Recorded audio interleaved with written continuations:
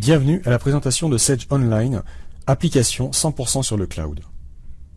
Pour vous donner une idée de l'offre Sage Online, regardez cette courte démonstration.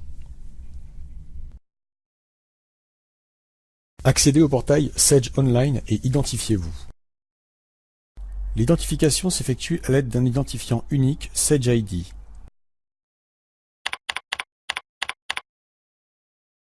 Le portail Sage Online affiche les logiciels Sage auxquels vous êtes abonné ainsi que les sociétés autorisées.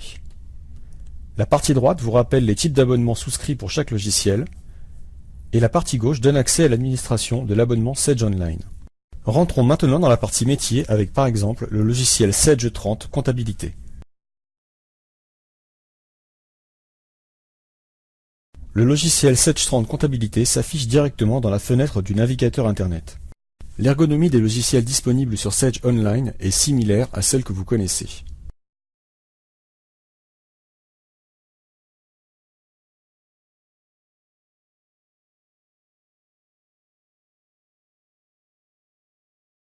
Quelques différences tout de même. Par exemple, la fonction Ouvrir n'a plus lieu d'être puisque c'est depuis Sage Online que vous ouvrez vos sociétés. Aussi, pour lancer un autre logiciel ou ouvrir une autre société, il vous suffit de quitter pour revenir dans Sage Online. Ouvrons maintenant Sage 30 Gestion commerciale. Une autre différence concerne l'impression des documents. Par exemple, avec la facture suivante. Comme vous le constatez, une impression génère un fichier PDF avant d'être affiché dans votre navigateur. Vous avez alors le choix d'imprimer le document sur votre imprimante ou d'enregistrer le fichier sur votre disque dur. Regardons maintenant la gestion de vos fichiers. Vos fichiers, comme les images par exemple, doivent être enregistrés sur Sage Online. Pour cela, il suffit d'ajouter une image à partir de votre explorateur. L'image est alors chargée sur Sage Online dans votre espace de stockage intitulé Documents échange. L'image peut alors être attachée à un article.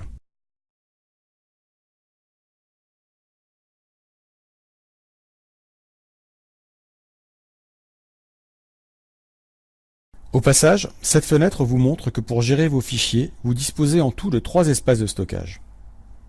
Un pour vos documents personnels, un pour les documents communs à votre société, comme les modèles de mise en page, et le troisième, intitulé Documents échange dans lequel l'image vient d'être chargée. C'est à partir de Documents échange que l'image va être attachée à l'article. Comme vous le constatez, cette opération est identique à celle que vous connaissez. Quittons maintenant la gestion commerciale pour passer à la partie administration de Sage Online. Les fonctions d'administration permettent deux choses, la gestion des sociétés, ainsi que les permissions d'accès des utilisateurs. Dans la partie Société, vous modifiez ou ajoutez des sociétés.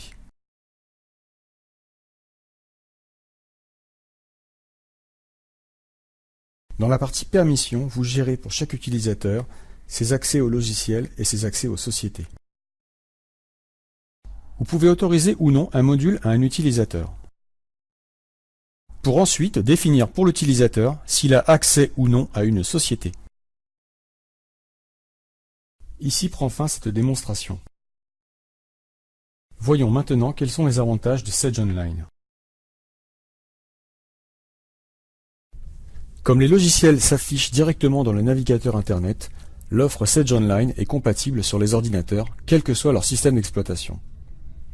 Et cela à partir de n'importe quel navigateur de dernière génération. En plus des ordinateurs, l'offre Sage Online s'adresse également aux supports mobiles. Et là aussi, quel que soit leur système d'exploitation. En conclusion, un simple navigateur Internet de dernière génération permet d'accéder à Sage Online. Que se cache-t-il derrière Sage Online et comment ça marche?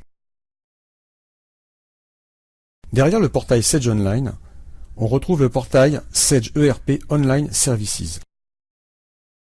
Pour information, Sage ERP Online Services est développé par les équipes de Sage Espagne et bénéficie de l'offre d'hébergement de Microsoft Azure. Comment ça marche alors? En fait, Sage Online reprend les données clients enregistrées sur Sage ERP Online Services.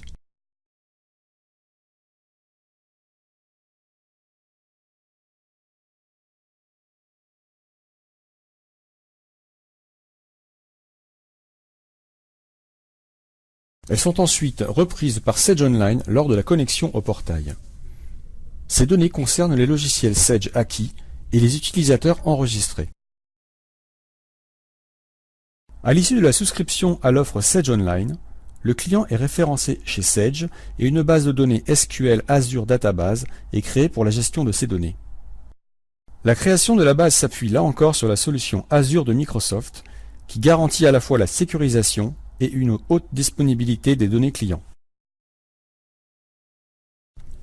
Ce sont donc les données enregistrées sur Sage ERP Online Services qui déterminent les services accessibles sur Sage Online.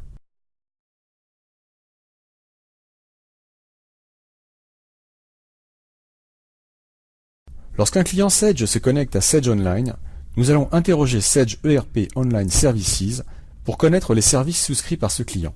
L'information est alors transmise à Sage Online qui affiche les services du client. Le client peut maintenant choisir son service et ouvrir une société. Regardons maintenant comment s'établissent les connexions au cloud. Sage Online ouvre une connexion à distance sur une machine virtuelle dans le cloud, en utilisant le protocole Remote Desktop Protocol ou RDP. Le logiciel va être lancé, la base de données du client vert va s'ouvrir et le résultat va s'afficher dans une page de son navigateur Internet. Un second collaborateur de ce même client vert se connecte et lance une application. Il se connecte à la même machine virtuelle et à la même base de données. Un autre client se connecte. Lui, c'est un utilisateur d'un client bleu. La capacité d'accueil est augmentée par l'activation d'une nouvelle machine virtuelle. C'est sur cette machine virtuelle supplémentaire que se connecte le troisième collaborateur. Un troisième collaborateur de notre client vert se connecte et lance un de ses services. Cette connexion pointe évidemment vers la base de données du client vert. En résumé, Sage Online, c'est une offre 100% cloud de nouvelle génération avec les avantages suivants. L'accès à les services de n'importe où et à tout moment, dès l'instant que vous avez une connexion Internet. L'accès à des applications online Sage 30 et Sage 100. Une haute disponibilité garantie. Et le meilleur de l'offre desktop sans les coûts d'infrastructure. Merci de votre attention et à bientôt sur Sage Online.